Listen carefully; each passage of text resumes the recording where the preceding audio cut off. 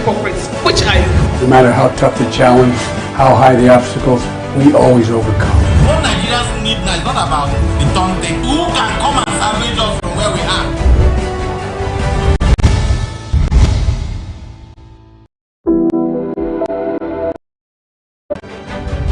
Representing people.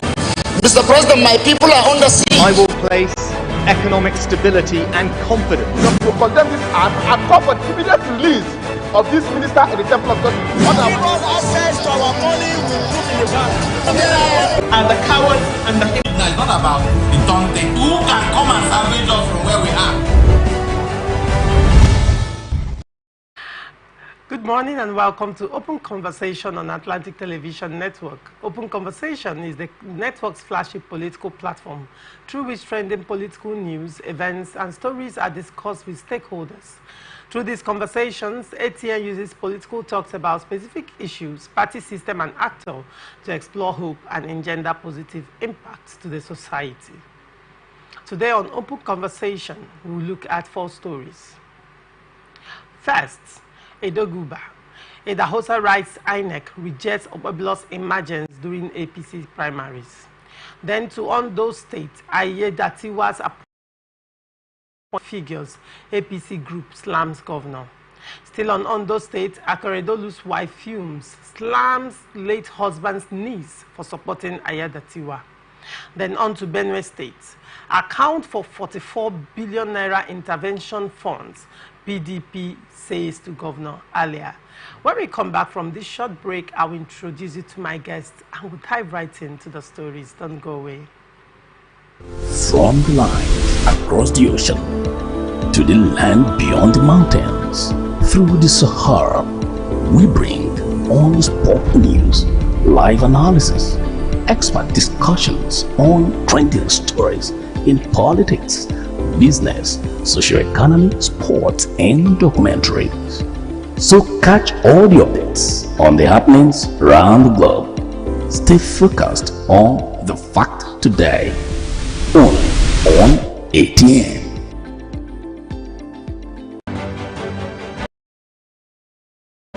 Mr. President, my people are under siege. I will place economic stability and confidence.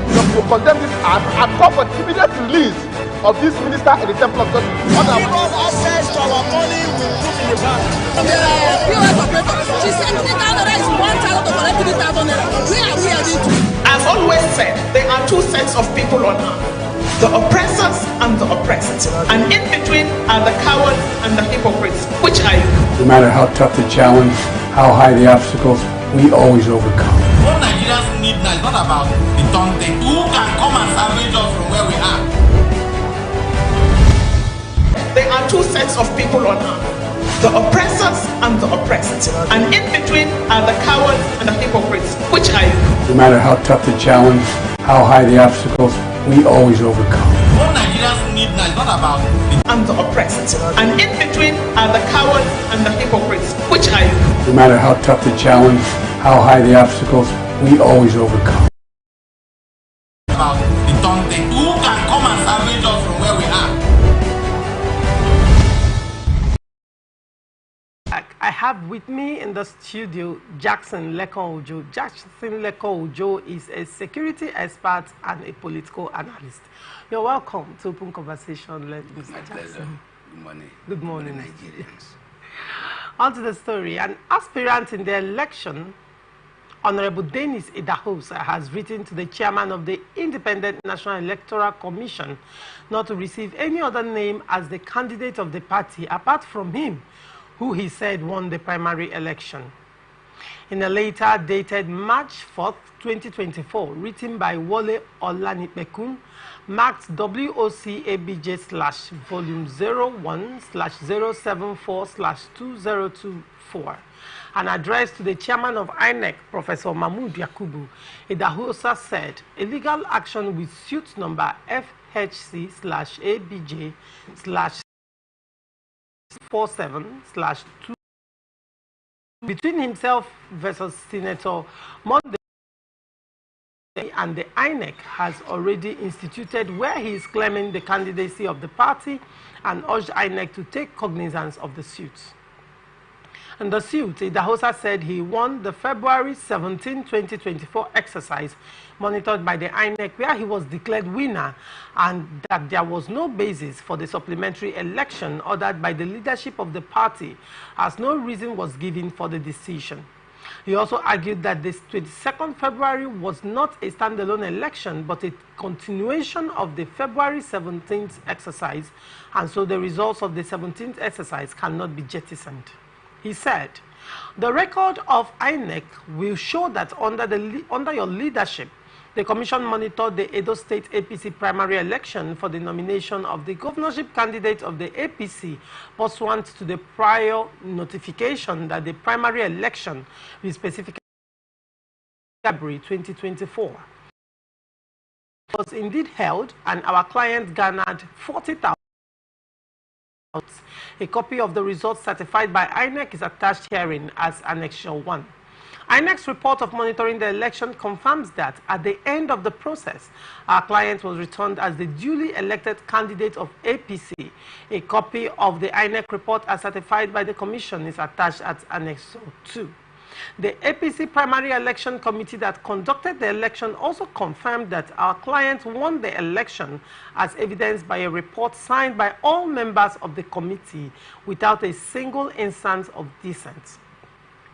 Our client is aware that the APC subsequently confirmed to INEC that the primary election held as scheduled on 17 February 2024, however, without giving any reason, indicated that the election was inconclusive and will be completed on 22nd February 2024, and invited INEC to monitor the completion exercise. At the end of the completion exercise, Senator Monday Obeblo was 433 votes, whilst our client was allocated 6,541 votes. Senator Monday Obeblo scored 100 votes at the primary election of 17 February 2024. A copy of the result sheet from the completion primary election on 22nd February 2024, certified by INEC, is attached as Annexure 3. Our client disagrees that the primary election of 17 February 2024 was inconclusive, or that there was any basis to schedule what was described as a completion of the process. Suit number FHC/ABJ/CH/247/2024 has been instituted to ventilate that challenge, compelling that the Commission maintains fidelity with its earlier reference precedents in Kogi and Osun states, and take full cognizance of the results from the 17th February 2024 primary election in accepting and subsequently publishing the nomination of the APC's candidate. Mr. Jackson. This is too long. Too long, but there was need to read that out. Now, Idahosa wrote INEC, and he had his reasons why he rejected the emergence of Monday Obeblo. But over to you, do you think his reasons are valid? Well, he has his reasons, but his reason, is it tenable? Why am I asking this question? Does INEC have power over a political party on the candidate they want, or the conduct of the election? If the party hierarchy set up a committee to conduct a primary election, and at the end of the day, the primary election was flawed with a lot of irregularities and others, the party has the right to suspend that primary. And in this case, they did not even suspend the primary, they did not even treat the primary away completely. They said it was inconclusive. And they suspended, or they sacked, the chairman of the organizing committee of that primary election, who is the governor of Imo State. Why? The result did not come from respective polling units. Opusodima just carry a paper read to the public. That was exactly what happened in Adamawa State during the gubernatorial election the other time. But this one is at the primary level. And people look at it, even in the international communities, they knew that there are a lot of flaws. And people were laughing at us as a country. Some people made comment during documentaries concerning it, and the party look at it. Instead of them to accept these flaws, this shambolic form of a primary election, they render it inconclusive. Still allow all persons that participated to see come so that they can conclude it. And during the conclusion, nobody was disenfranchised. During the conclusion, Monday Opebolo now won. And somebody, the other is now going to court. There is a Yoruba proverb. That proverb is valid in Edo too. That instead of the rat saying, instead of me not to scatter the instead of me not to eat the beans, I will scatter the beans. This is exactly what is going on now. Senator Aliyu Adams Osomole is badly injured. His ego is bruised because Idahosa was his candidate, and it was a conspiracy between Idahosa, Adam Osomole and Opusodima to strengthen the party to make sure he install his favorite. That's strong allegation. It's an allegation that is known to everybody in this country, except some of you that may not, that do not have keen interest to know this. What has been the comment of Adam Osomole since this thing happened? He is the political leader of APC in Edo State. What has been his comment concerning this? The president and commander-in-chief of armed forces, President Bola Ahmed Tinubu, is the leader of the party. He agreed and he permitted the National Working Committee to go and do the conclusive election. So now what they're trying to do now is, instead of Osomole's candidate, Reps Idahosa not to flag the flag of the party, let no other person in the party. Sometimes in Zamfara State, and they lost everything. It happens sometimes they go in River State here too. You understand? That's the same thing that is going to happen in that place. And that is the reason why you should know that our democratic system is not potent yet. Because there are a lot of people that call themselves Democrats, but they are autocratic, satanocratic, Lucifercratic elements. Because it's our party. If 12 of us or 20 of us contest, we should know that it's only one person. But if Lekan Ojo failed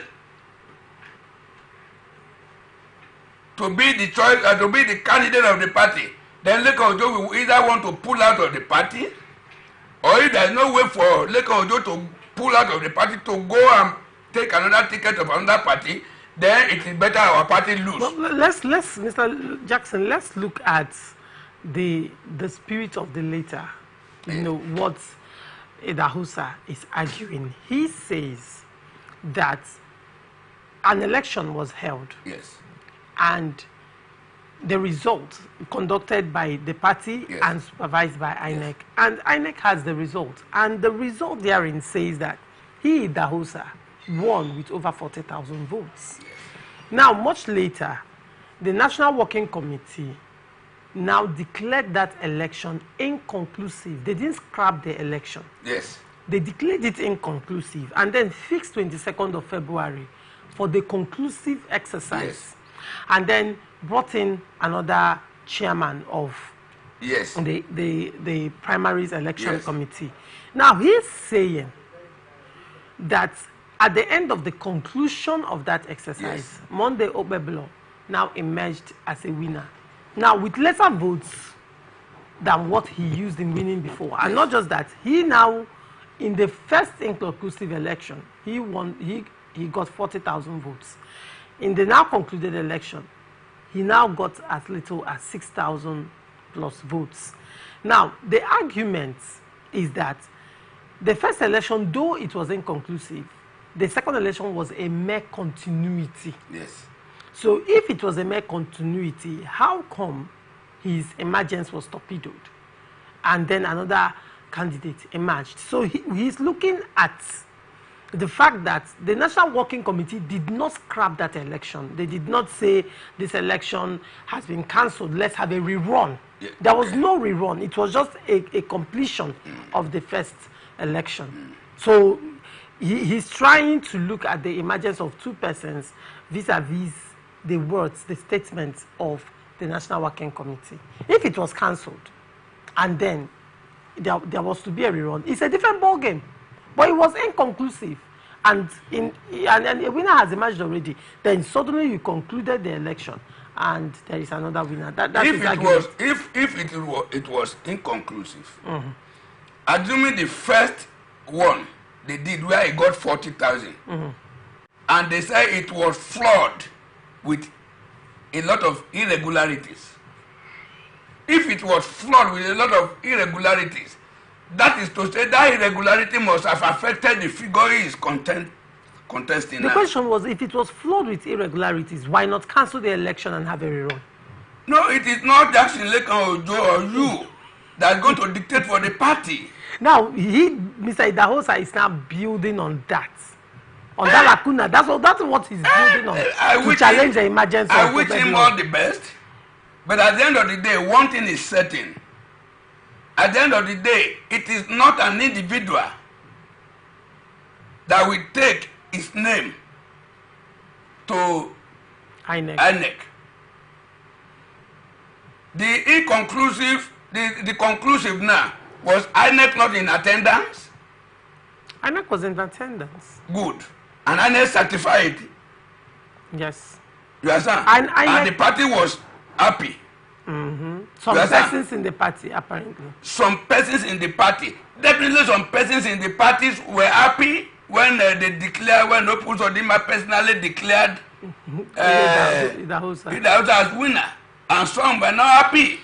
So at the end of the day, what the law said, the electoral act said, it is only the party national secretariat that will submit the name of the candidate. It happened in Yobe State, in former Senate President. It happened in Akwa Ibom State, in the issue of the present Senate President. There was a lot of contention here and there, but at the end of the day, the party national secretariat submitted the name of Akpabio, despite the fact that all of us knew what happened. And they submitted the name of Ahmed, the former Senate President, Ahmed Lawan, was submitted. And nobody could contest. They contested it in court. They won because the law, the electoral act, said it is the political party national secretariat that will bring the name of the candidate. And there is no single individual, and there is no court of law that can enforce a candidate on a party. Okay. Now, let's also look at possible fallout of this litigation. Possible fallout of this litigation in view of the deadline, the March 24th deadline. It may cost APC something serious. APC may eventually not have candidate. By the time 24th March election. Exactly. Because if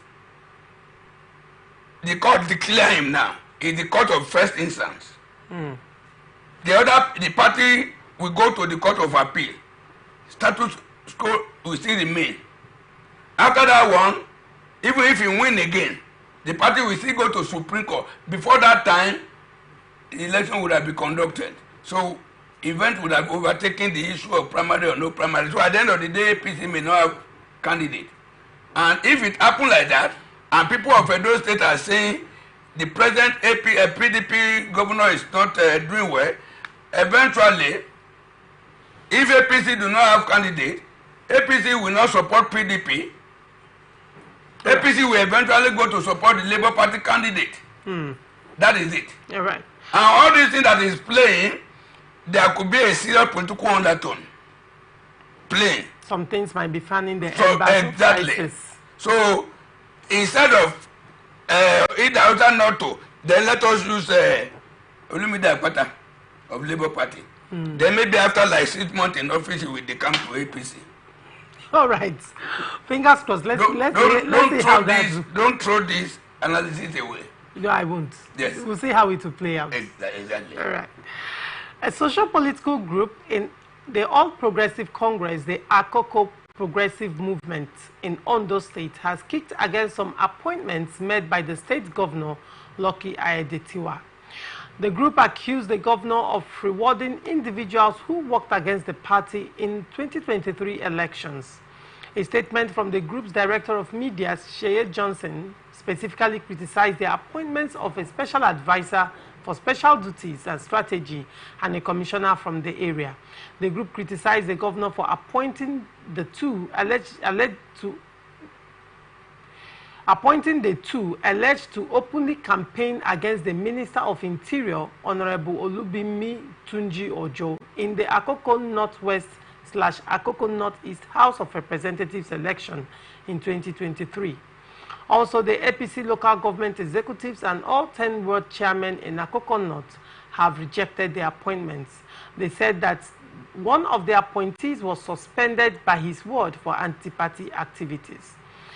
In a communique issued by the APC local government chairman, Honorable Kehinde Obanla, and his secretary, Comrade Bola Salami, they accused the appointee of working against the party candidate, Honorable Ife Ehindero, during the recent Akoko Northwest/Akoko Northeast House of Representatives by-election. However, in a swift reaction, the chief press secretary to the governor, Prince Ebenezer Adeniyan, said the governor Ayedatiwa remained a unifying factor within the party in the state. Adeniyan said, "There will always be internal wrangling in any major political party. There will always be groups within a major party. Today, the governor remains the unifying factor and rallying point for the government and the party will bring everybody together, including those feuding within the party. What should be paramount is the qualification and capacity of those appointed. And so far, none of those appointed by Mr. Governor have been questioned in these two areas." He declared that all sections of the party will be included in the scheme of things in the state. Inter-party wrangling affecting governance. Do you think the interests of the party should come before the interests of the states and governance by extension? Why do we have the party? What is a political party? A political party is just a vehicle. Why the candidate, in this case now the governor, is the driver? You understand? Yes. So if there is fault or there is quarrel among the people inside the vehicle, does that mean at the end of the day they should throw them away forever? No. And the number one interest is the interest of the populace, the people of Ondo State matters. And I want to tell you clearly that there must be internal wrangling during any contestation. You understand? This person support this person when it was this, when it was that. Immediately after election, that election event has overtaken it. Now we are in governance. We need to come together. And what type of people? Is it because of quarrel? Because your two of your children did wrong thing to you, you now disown them forever? And whatever that is supposed to, when it is time for school fees, you say because when you send them message, they did not go for your message instead they went to play ball, and you say, now I do not pay, you will not pay for their school fees. No. What I'm saying in essence is this: event has overtaken all this. They need to come back home and settle. What they are saying is an accusation. They could be right, they could be wrong. There is no proof that during that election those people printed for the opposition party. There is no proof at all. So to me, I think after the whole of those things, the competency is very, very important. It's only in Nigeria here we value personal relationship above official relationship. That may, oh, it's my in-law. It's not even competent because it's my in-law. Hey, you are not my friend. And I know you are the one that can do it. And that is why we are getting things wrong in this country. Let us forget about personal reasons. Personal quarrel between me and you. But when it comes to this studio, you can do it better. And what the world want to see is that they want to see a program and do it very well. They don't care to know where is he from or whatever. So the most important thing Aiyedatiwa has come up to unify the party and to say, okay, for reason best known to you, maybe you failed during the primary election that time, and that was the reason why you did not work for the candidate of the party. Okay, now you are qualified and be compensated with this. Since you are qualified, I think that is what Aiyedatiwa is trying to do. He's placing qualification above party interest. What is party interest? Because the party apparently... The public interest. They are not crying out that these guys are not qualified. Exactly. Their interest is that... If they have come to say, these guys are not qualified, they cannot deliver. They cannot join to move. They won't have any contribution in the development of Ondo State. It is normal. But they are qualified. But just because they did not vote for somebody during the last election, no. The present is the consequence of the past. Must it be anticipation of the future? No. What happened in the past? What happened? What we are quarreling about today is as a result of what happened sometimes last year. That last year is gone. The future is more important. Interesting. So this man is looking at how we are going to build the party and how we are going to build development and develop Ondo State. So Aiyedatiwa is right. Okay. Yes. All right. We'll go on a short break. When we come back, we are still on Ondo State. Akeredolu's wife fumes, slams late husband's knees for supporting Aiyedatiwa. Do not go away. From the line across the ocean to the land beyond the mountains, through the Sahara, we bring on-spot news, live analysis, expert discussions on trending stories in politics, business, socio-economy, sports, and documentaries. So catch all the updates on the happenings around the globe. Stay focused on the fact today, only on ATN. Representing people. Mr. President, my people are under siege. I will place economic stability and confidence. To condemn this act and call for the immediate release of this minister in the Temple of God. Give us access to our money we put in the bank. POS operator, she said $3,000 is 1,000 to collect 3,000 naira. Where are we heading to? I've always said there are two sets of people on earth: the oppressors and the oppressed. And in between are the cowards and the hypocrites. Which are you? No matter how tough the challenge, how high the obstacles, we always overcome. What Nigerians need now is not about the taunting. Who can come and salvage us from where we are?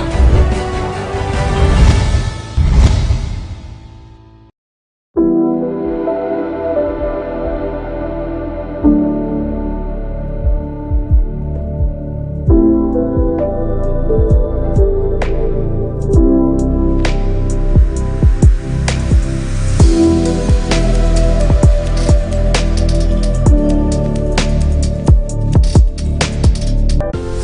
the line across the ocean to the land beyond the mountains, through the Sahara, we bring on-spot news, live analysis, expert discussions on trending stories in politics, business, socio-economy, sports, and documentaries.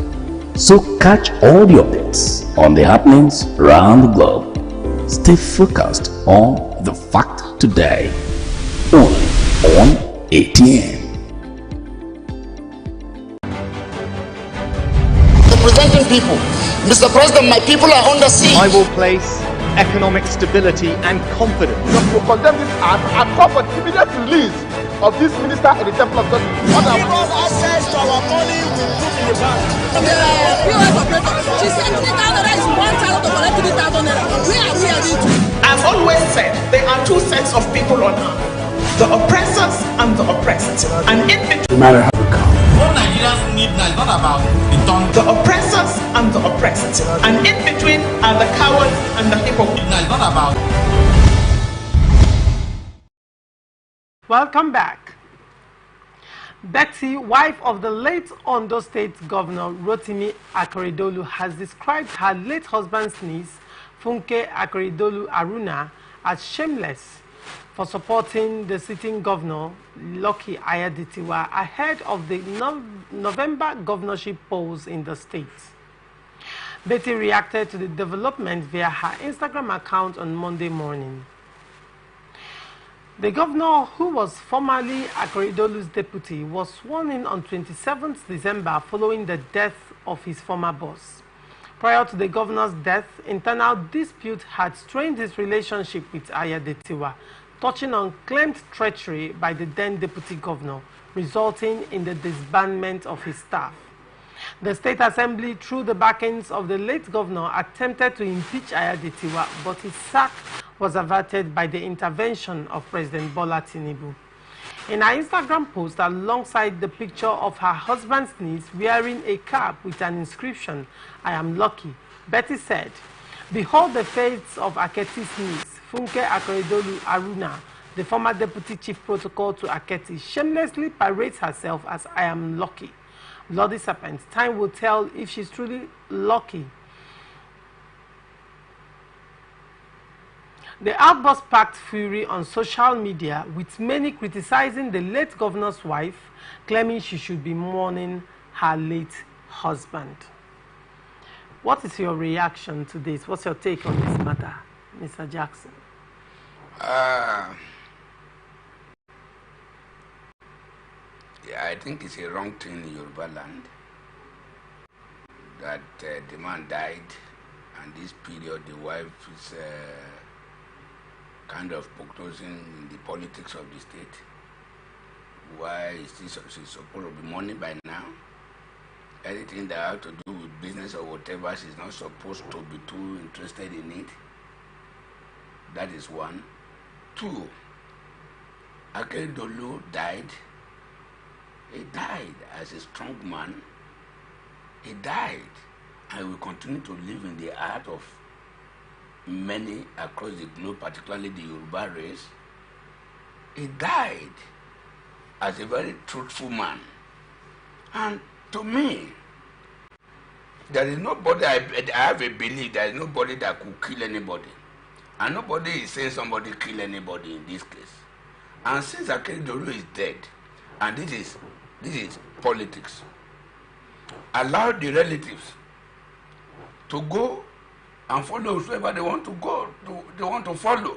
This is politics, and this is politics of Ondo State, whereas it's all about the development of the state.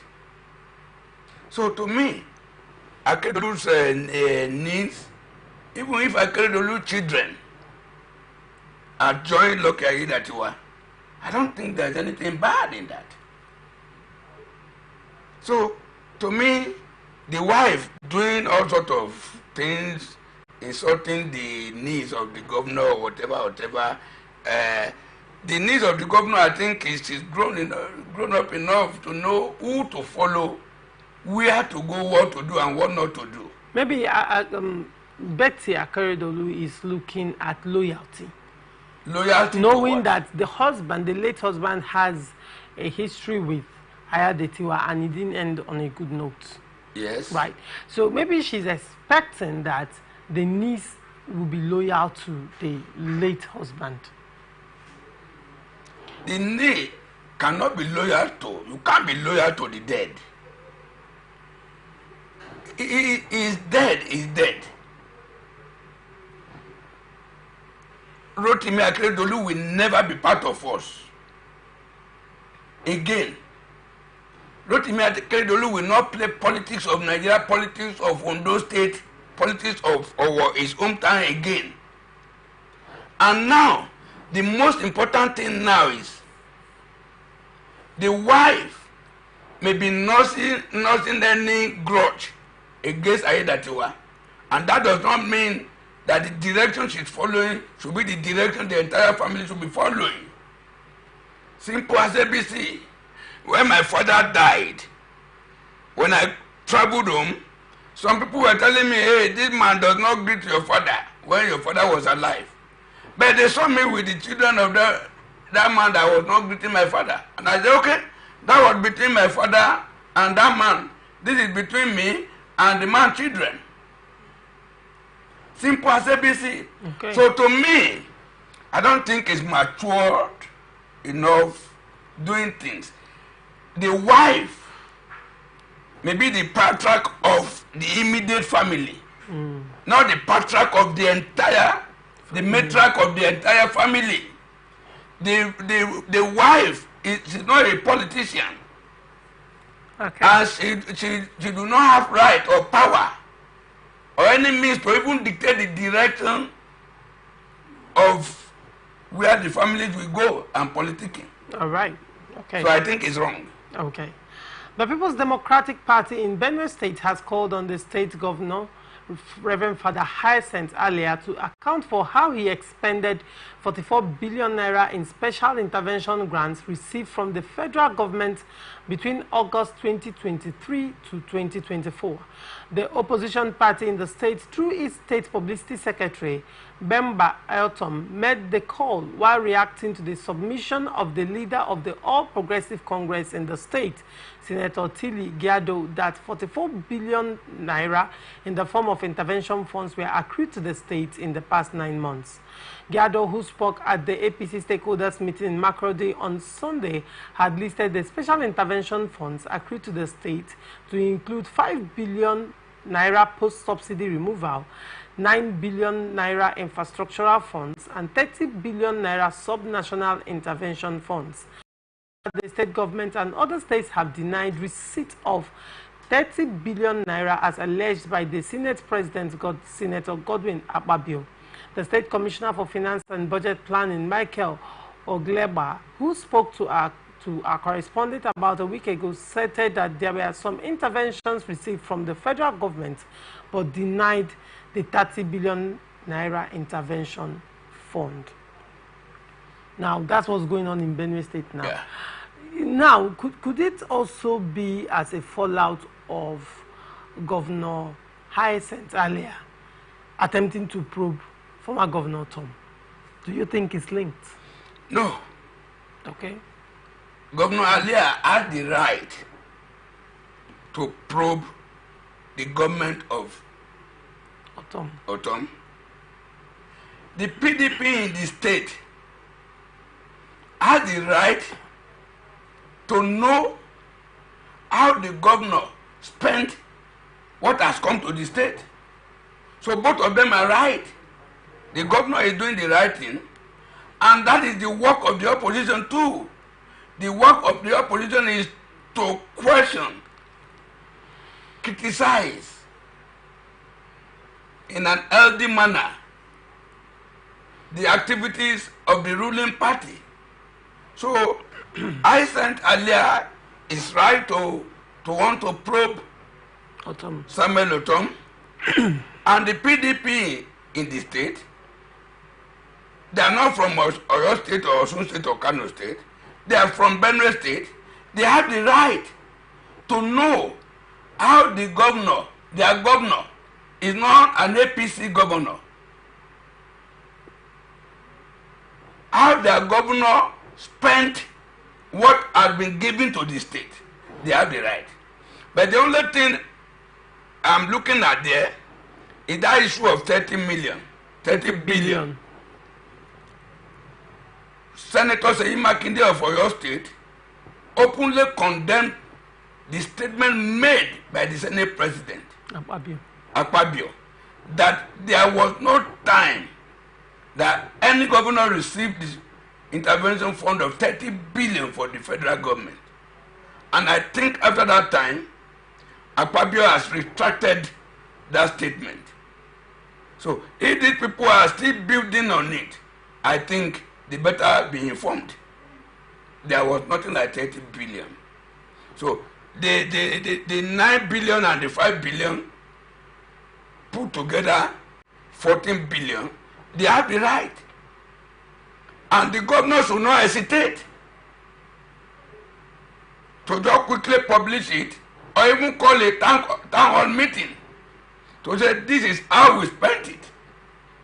So to me, now, in face of the hunger, high cost of living, the crisis going on in the country, particularly in the northeast, and also the north, do you think that it's high time?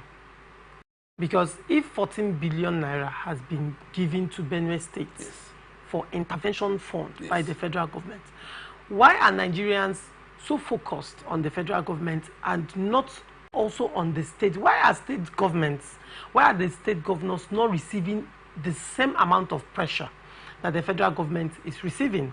If the federal government, one, has increased FAC allocation, and number two, has sent out monies in billions of naira for intervention funds to these state governors, what exactly are they doing with the money? That's number one. Why are the people not feeling the impact of these intervention funds? Because if the masses are feeling the impact across the 36 states, there won't be protest of this rape. There will be looting, the way it's going, the way it's escalating right now. Perhaps it will not escalate, it will not degenerate to the point, things are degenerating into. And secondly, why is the federal government not speaking out, telling the masses that you also have to hold your state governors responsible? The government has done so and so amount of money has been sent to the state governors to take care of you at your local government and at your wards. So what's going on exactly?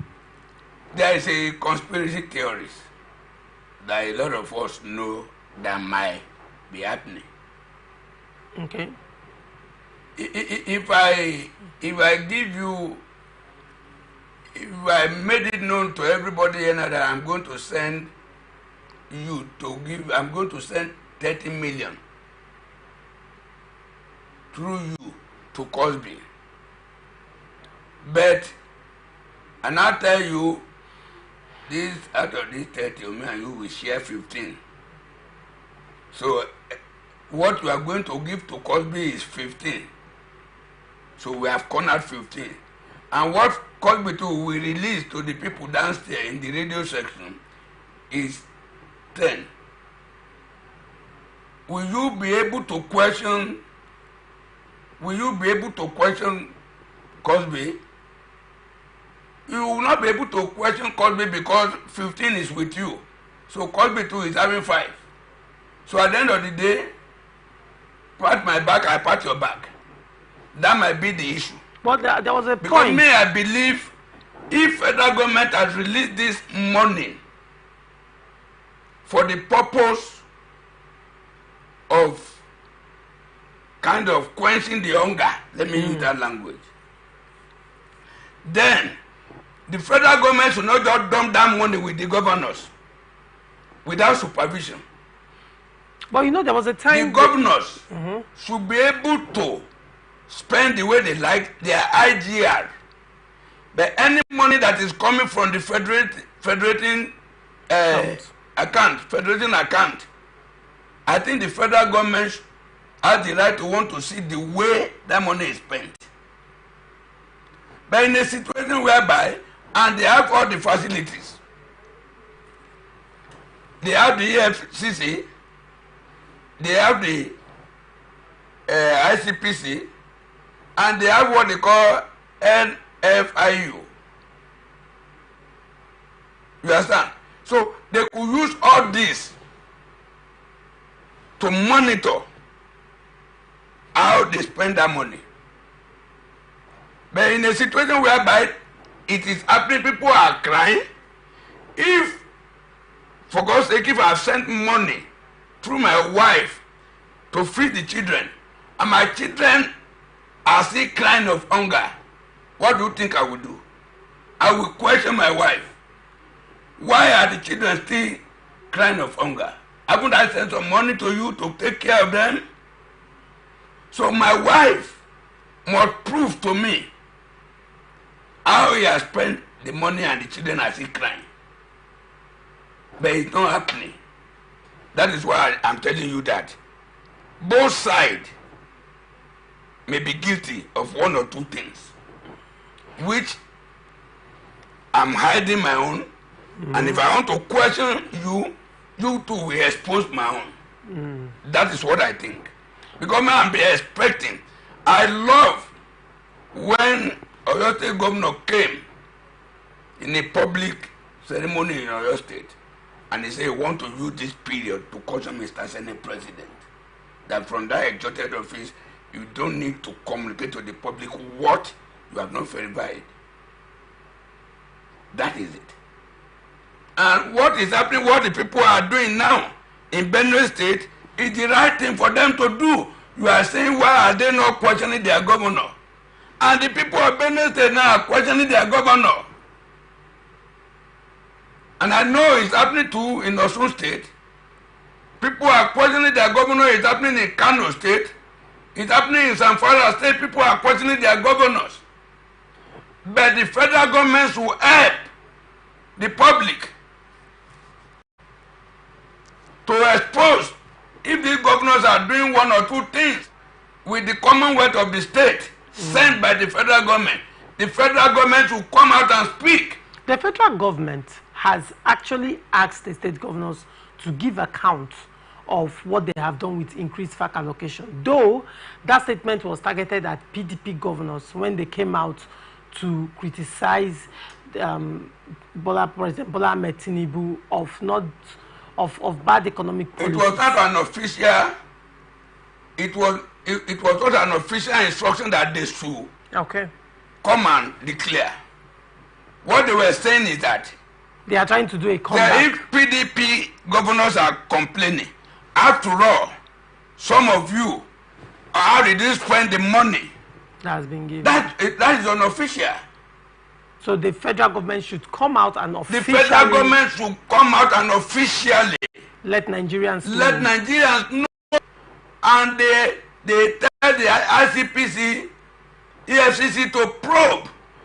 Governor, how did you spend this money? All the governors of the federation and the minister of the federal capital territory. I think they should do it officially. Don't you think that this is where civil organizations come in, civil society organizations come in to put pressure groups, to put pressure on the state government? There is a particular one, Serap. Since Serap has been going to court, I think they won only one case, and that one case, federal government disobeyed the court. So this time around, you understand, if the civil society organization, if you allow them to begin to question this thing, it may attract the public, and miscreant will join, and it may become a lawless situation. All right. That will be disastrous for all of us. Let the federal government wade into it and make their finding public. All right. Thank you so much. Thank you so much, Mr. Jackson Leko Ojo, for coming on Open Conversation this morning. It's always a pleasure having you, sir. Thank you. Thank you, sir. I love to be in your program. Thank you, sir. Thank you. Very educative, very smart. Thank you. All right. You can always stay connected to us on all Atlantic Television Network socials, Facebook and YouTube, Atlantic Television Network, Instagram and TikTok, Atlantic TV Network 1, Twitter, Atlantic TV Net. Watch us live on our website, www.atlanticnetwork.tv. Do not forget, peace and unity are the pathways to progress. Thank you for watching. I am Ogu Laurentia Choma. Bye for now.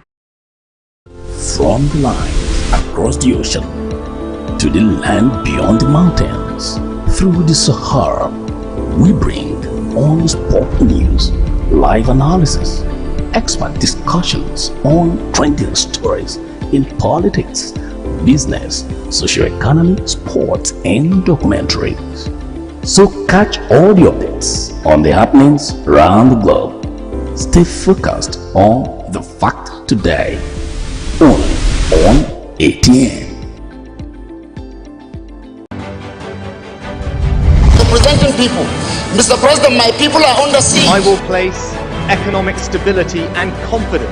To condemn this act and call for immediate release of this minister in the Temple of God. Give us access to our money we put in the bank. There are POS operators